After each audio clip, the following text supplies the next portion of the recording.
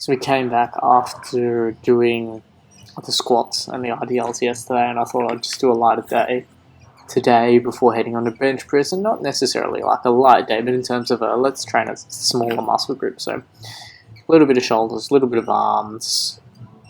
Did more exercises than what filmed. Essentially, what I filmed, you get the gist of what I was doing.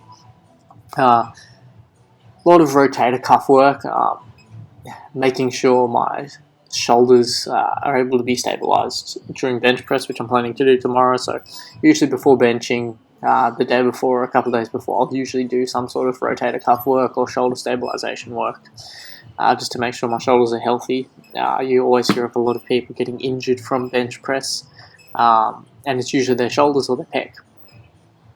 So this is one of the ways where I can negate the shoulder injuries.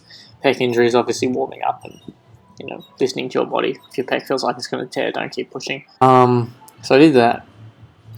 Tricep extensions, push downs, bicep curls, hammer curls, and look, it was essentially that. I did some seated bicep curls as well on the machine, and then did some skull crushers at the end. Usually I like to do 3 or 4 bicep exercises, and then 3 or 4 different variations on some tricep extensions exercises, to sort of round that out. And then plus the rotator cuff work I'm doing, it gives me close to about 10 exercises that I'm performing, or 10 different movements that I'm performing for the day.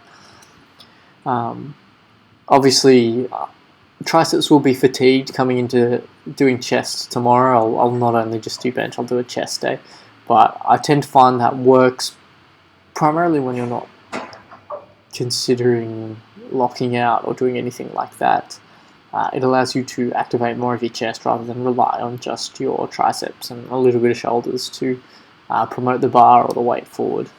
So I find that if my triceps are fatigued when I'm doing chest, then I'm focusing a lot more on the tension in my chest and using that to propel any weight forward and off it, rather than just propelling it to, a few centimeters, 10 centimeters off the chest, and then using the triceps for the rest. I feel like I can follow through with the chest a lot more.